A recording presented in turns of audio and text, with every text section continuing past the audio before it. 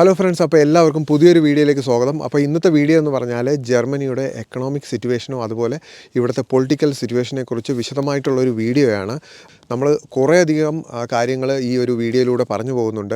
ഇതിനു മുമ്പ് നമ്മൾ 2022 അവസാനത്തിൽ നമ്മൾ റിസഷന് പോകുന്നതിന് മുമ്പായിട്ട് ഒരു വീഡിയോ ചെയ്തിട്ടുണ്ടായിരുന്നു. അതിൽ ധാരാളം പ്രതികരണങ്ങൾ നമുക്ക് കിട്ടി. അപ്പോൾ ഈ ഒരു വീഡിയോ എന്ന് പറഞ്ഞാൽ നമ്മൾ ഇവിടെ എക്കണോമിക് റിസഷൻ വന്നതിന് ശേഷം എങ്ങനെയാണ് ഇത് സാധാരണക്കാരായ ഇന്ത്യക്കാരെ ബാധിച്ചിരിക്കുന്നത്, അതുപോലെ ഇനിയുള്ള ജോബ് മാർക്കറ്റ് എങ്ങനെയായിരിക്കും, അപ്പോൾ അതെല്ലാം നമ്മൾ ഈ വീഡിയോയിലൂടെ പറഞ്ഞു പോകുന്നു. ആദ്യമായിട്ട് നമുക്ക് ജർമ്മനിയിൽ നടക്കുന്ന ഇലക്ഷനെക്കുറിച്ച് വിശദമായി ഒന്ന് മനസ്സിലാക്കാം. അപ്പോൾ ഈ നടക്കുന്ന ഇലക്ഷൻ എന്ന് പറഞ്ഞാൽ ജർമ്മനിയുടെ ഒരു ഫ്യൂച്ചറിനെ ബാധിക്കുന്ന ഒരു ഇലക്ഷനാണെന്ന് നമുക്കറിയാം. ഡിസംബർ 16, 2024 ചാൻസലർ ഓലഫ് ഷോൾസ് ബുണ്ടസ്ടാഗിൽ വിശ്വാസ വോട്ടിൽ പരാജയപ്പെടുകയുണ്ടായി. ഇതോടെ ട്രാഫിക് ലൈറ്റ് കോയലേഷൻ എന്നറിയപ്പെടുന്ന SPD, FDP, ഗ്രീൻസ് എന്നീ സഖ്യം തകരുകയും ചെയ്തു. അപ്പോൾ ഇനി ഒരു റീ ഇലക്ഷനാണ് വരുന്നത് ഫെബ്രുവരി 23-ന്. പക്ഷേ ഈ ഇലക്ഷൻ നടക്കുന്ന ഫെബ്രുവരി ആണെങ്കിലും ഒരു ഗവൺമെൻറ് ഫോം ചെയ്ത് വരുമ്പോഴേക്കും ഏകദേശം മാർച്ച് അല്ലെങ്കിൽ ഏപ്രിൽ വരെ ഇത് നീണ്ടേക്കാം. നമുക്കറിയാവുന്നൊരു കാര്യമാണ്, യൂറോപ്പിലെ ബിഗ്ഗസ്റ്റ് എക്കോണമിയാണ് ജർമ്മനി അല്ലേ.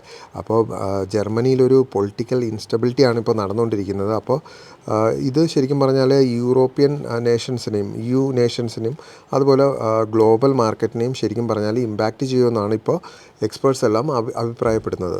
അടുത്തതായിട്ട് നമ്മൾ നോക്കുന്നത് ജർമ്മനിയുടെ ഉക്രൈൻ നയവും അതുപോലെ അതുണ്ടാക്കിയ ഇമ്പാക്റ്റുമാണ്. നമുക്കറിയാം, മുൻ ഗവൺമെൻറ് ഉക്രൈൻ യുദ്ധത്തെ വളരെയധികം പിന്തുണയ്ക്കുകയുണ്ടായി. വലിയൊരു ഫിനാൻഷ്യൽ എയ്ഡ് തന്നെ, ഒരു സപ്പോർട്ട് തന്നെ നൽകിയതായിട്ട് നമുക്ക് മനസ്സിലാക്കാൻ സാധിക്കും. ആ ഒരു സപ്പോർട്ട് കാരണം ശരിക്കും പറഞ്ഞാൽ ഇവിടെ നടക്കേണ്ട ഡെവലപ്മെൻ്റ് എല്ലാം, ആ ഫണ്ടെല്ലാം ആ ഒരു യുദ്ധത്തിലേക്ക് മാറ്റി വയ്ക്കുകയാണ് ഉണ്ടായത്. അപ്പോൾ ശരിക്കും പറഞ്ഞാൽ ഡൊമസ്റ്റിക് ഡെവലപ്മെൻറ്റിനെ അഫക്റ്റ് ചെയ്തെന്ന് തന്നെ നമുക്ക് മനസ്സിലാക്കാൻ സാധിക്കും. ഇനി പറയേണ്ടതെന്ന് പറഞ്ഞാൽ ടെക് ഇൻഡസ്ട്രിയിൽ വന്ന ഒരു പ്രശ്നങ്ങളാണ്. അതായത് ഹൈഡ്രജൻ ടെക്നോളജി, അതുപോലെ battery innovations, electric vehicle R&D എന്നിവയ്ക്കുള്ള ഫണ്ട്സ് എല്ലാം ശരിക്കും പറഞ്ഞാൽ കട്ട് ചെയ്യുകയുണ്ടായി. അത് കാരണം ടെക് ഇൻഡസ്ട്രി വളരെയധികം സ്ലോ ഡൗൺ ഉണ്ടായതെന്ന് നമുക്ക് മനസ്സിലാക്കാം. ജർമ്മൻ ഓട്ടോ സെക്ടർ തന്നെ ഭയങ്കരമായിട്ട് അഫക്റ്റ് ചെയ്തത് നമുക്കറിയാം. ചൈനയുടെ ഇലക്ട്രിക് വെഹിക്കിൾ അതേസമയം വളരെയധികം സെയിൽസ് ഉണ്ടാക്കുകയും എന്നാൽ ഫോക്സ് വാഗൺ എന്നീ കമ്പനികളെല്ലാം സെയിൽസ് കുറയുകയും ചെയ്തത് ഇതിൻ്റെയൊക്കെ കാരണങ്ങളായിട്ട് നമുക്ക് മനസ്സിലാക്കാൻ സാധിക്കും. അടുത്ത് നമ്മൾ നോക്കുന്നത് AfD എന്ന് പറയുന്ന പാർട്ടി വളരെ വേഗത്തിൽ ജർമ്മനിയിൽ ഉണ്ടാക്കിയ ഒരു തരംഗത്തെക്കുറിച്ചാണ്. അതിൽ AfD ശരിക്കും പറഞ്ഞാൽ ആൾട്ടർനേറ്റീവ് ഫോർ ജർമ്മനി അല്ലെങ്കിൽ ഡോയ്ച്ച്ലാൻഡ് എന്നാണ് അറിയപ്പെടുന്നത്. ഇത് ശരിക്കും പറഞ്ഞാൽ ഒരു വലതുപക്ഷ പാർട്ടിയാണ്, ഒരു നാഷണലിസ്റ്റ് പാർട്ടിയാണെന്ന് നമുക്ക് മനസ്സിലാക്കാം. അവരുടെ സപ്പോർട്ട് നോക്കുകയാണെങ്കിൽ പണ്ടുണ്ടായിരുന്നത് 10% നിന്നും ഇപ്പോൾ നോക്കുകയാണെങ്കിൽ 20% വർദ്ധിച്ചിരിക്കുകയാണ്. ശരിക്കും ഇനി AfDയുടെ പോളിസീസ് എന്തൊക്കെയാണെന്ന് നോക്കുകയാണെങ്കിൽ ശരിക്കും ആൻറ്റി ഇമിഗ്രേഷൻ പോളിസിയാണ് ഇവർ മുന്നിൽ വയ്ക്കുന്ന മെയിനായിട്ടുള്ള ഒരു കാര്യം. അതുപോലെ ഡീപ്പോർട്ടേഷൻ ഉണ്ടാവും AfD അധികാരത്തിൽ വരികയാണെങ്കിൽ. പിന്നെ പറയാനുള്ളതെന്ന് പറഞ്ഞാൽ ആൻറ്റി EU പോളിസിയാണ്. അതായത് യൂറോപ്യൻ യൂണിയനുമായിട്ട് സഹകരിക്കാതെ സ്വന്തമായിട്ട് ജർമ്മനിക്കുള്ള ഒരു സ്റ്റാൻഡ്, അതിനെക്കുറിച്ചിട്ടുള്ള ഒരു പോളിസിയാണ് ആൻറ്റി EU പോളിസി എന്നറിയപ്പെടുന്നത്. അപ്പോൾ ഈ ഒരു പൊളിറ്റിക്കൽ ഷിഫ്റ്റ് ജർമ്മനിയിലെ ഒരു ശരിക്കും പറഞ്ഞാൽ ഇമിഗ്രൻ്റ് കമ്മ്യൂണിറ്റിക്കും അല്ലെങ്കിൽ ഇന്ത്യൻ സ്റ്റുഡൻസിനുമൊക്കെ വളരെയധികം ബാധിക്കുന്നതായിട്ട് നമുക്കിപ്പം മനസ്സിലാക്കാൻ സാധിക്കും. AfD പാർട്ടിക്ക് ഇവിടെ ശരിക്കും പറഞ്ഞാൽ നല്ലൊരു പോപ്പുലാരിറ്റി കിട്ടാനുള്ള ഒരു മെയിൻ റീസൺ എന്ന് പറഞ്ഞാൽ ഇവിടെ ചില ഇമിഗ്രൻസ് കാണിക്കുന്ന പ്രശ്നങ്ങളാണ്. ഇവിടെയുള്ള സാധാരണക്കാർക്കെതിരെ ഇവർ കാണിക്കുന്ന നൈഫ് അറ്റാക്ക് നമുക്കറിയാം. മാൻഹൈമിലുണ്ടായ സംഭവം, അതുപോലെ സോളിംഗലിനും ഇതേപോലെ ഒരു നൈഫ് അറ്റാക്ക് ഉണ്ടായി. അത് കഴിഞ്ഞ് ആഷാഫൻബർഗ്, ഇങ്ങനെ പല ഇൻസിഡൻസാണ്. ഈ ഒരു ഫെബ്രുവരിയിൽ നോക്കുകയാണെങ്കിൽ ഒരു അഫ്ഗാൻ ഒരു അസൈലം സീക്കർ വന്നിട്ട് ഡ്രൈവ് ചെയ്ത് ആൾക്കാരുടെ ഇടയിലേക്ക് കയറുകയാണ് ചെയ്തത്. അങ്ങനെ 10-30 പേർക്ക് ഇഞ്ചുറി ഉണ്ടായി. അപ്പോൾ ഇതെല്ലാം കാണിക്കുന്നത് ഈ പറഞ്ഞ ഒരു സെക്യൂരിറ്റി കുറവും അതുപോലെ AfD എന്ന് പറയുന്ന പാർട്ടിക്ക് കിട്ടുന്ന സപ്പോർട്ട്, ആൾക്കാരിൽ നിന്ന് കിട്ടുന്ന ആ ഒരു സപ്പോർട്ടും കൂടുകയാണ് ചെയ്യുന്നത്. അടുത്തതായിട്ട് നമ്മൾ പരിശോധിക്കുന്നത് ജർമ്മനിയുടെ എക്കണോമിക് ക്രൈസിസും അതുപോലെ എനർജി ക്രൈസിസിനെ കുറിച്ച് വിശദമായിട്ട് നമുക്ക് നോക്കാം. ജർമ്മനിക്ക് എനർജി കിട്ടിക്കൊണ്ടിരുന്നത് നമുക്കറിയാം റഷ്യയിൽ നിന്നായിരുന്നു. റഷ്യയിലെ മേജറായിട്ട് 2 പൈപ്പ് ലൈൻ ഉണ്ടായിരുന്നു, നോർത്ത് സ്ട്രീം. ഇത് ഉക്രൈൻ റഷ്യ യുദ്ധത്തിൻ്റെ സമയത്ത് ഇത് മുറിക്കുകയും ഇതുവഴിയുള്ള വാതകം നിലയ്ക്കുകയും ചെയ്തു അല്ലേ. അപ്പോൾ അത് കാരണം ഇവിടെ എനർജി പ്രൈസ് ഭയങ്കരമായിട്ട് കൂടി ജർമ്മനിയിൽ.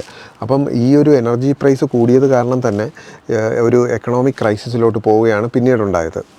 ഇങ്ങനെ എനർജി വളരെയധികം വേണ്ട ജർമ്മനി ഊർജ്ജ രംഗത്ത് തളരുന്ന കാഴ്ചയാണ് നമുക്ക് കാണാൻ സാധിക്കുന്നത്. ജർമ്മനിയുടെ ഒരു മേജർ GDP വരുന്നത് മാനുഫാക്ചറിങ് സെക്ടറിൽ നിന്നാണ്. അപ്പോൾ ഈ ഒരു എനർജി പ്രതിസന്ധി കാരണം ഈ മാനുഫാക്ചറിങ് സെക്ടറാണ് കൂടുതൽ ബാധിച്ചതായിട്ട് നമുക്ക് കാണാൻ സാധിച്ചത്. ജർമ്മനിയുടെ 2025 വളർച്ചാ നിരക്ക് IMFൻ്റെ ഒരു പ്രൊജക്ഷൻ കാണിക്കുന്നത് 0.3 ആയിട്ടാണ്. ഇവിടെ നോക്കുകയാണെങ്കിൽ 2022 ജർമ്മനിയുടെ GDP 1.4 ആയിരുന്നു.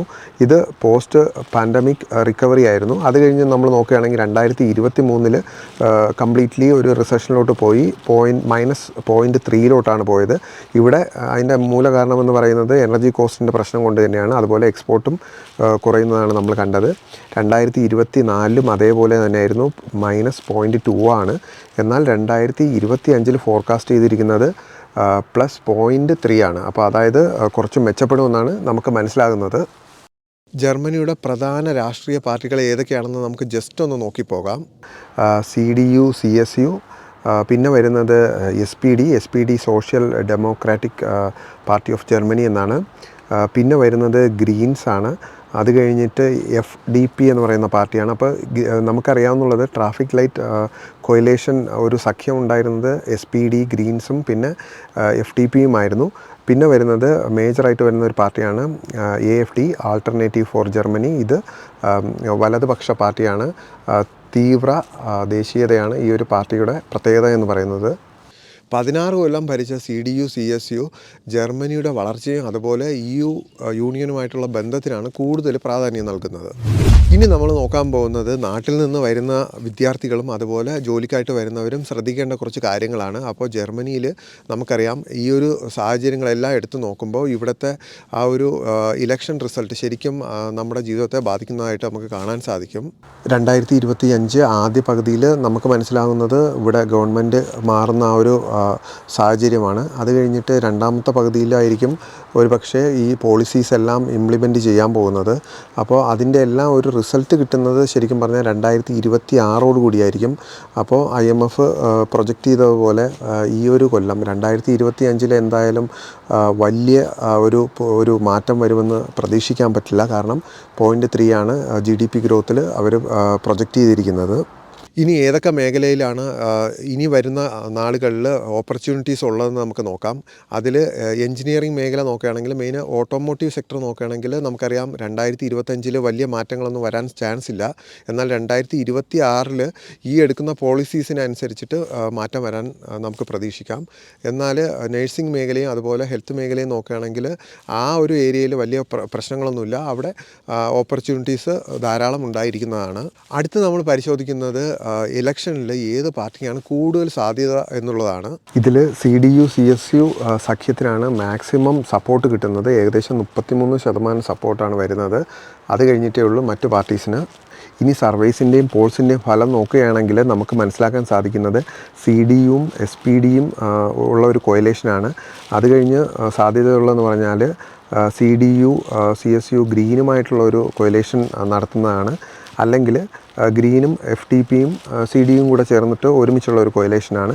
ഈ 3 കൊയലേഷൻ പോസിബിലിറ്റിയിലും ഫ്രെഡറിക് മേഴ്സിനാണ് ചാൻസലർ ആവാനുള്ള സാധ്യത വളരെ കൂടുതൽ. അപ്പോൾ വീഡിയോ ഇഷ്ടപ്പെട്ടെന്ന് വിചാരിക്കുന്നു. നിങ്ങൾ ലൈക്ക് ചെയ്യാനും ഷെയർ ചെയ്യാനും മറക്കരുത്. ഈ ഒരു ഇൻഫർമേഷൻ ഒരു യൂസ്ഫുൾ ആയിട്ട് തോന്നുകയാണെങ്കിൽ ഫ്രണ്ട്സിന് ഷെയർ ചെയ്യുക. പുതിയ വീഡിയോയിൽ ഉടനെ കാണാം. Thanks for watching. Good bye.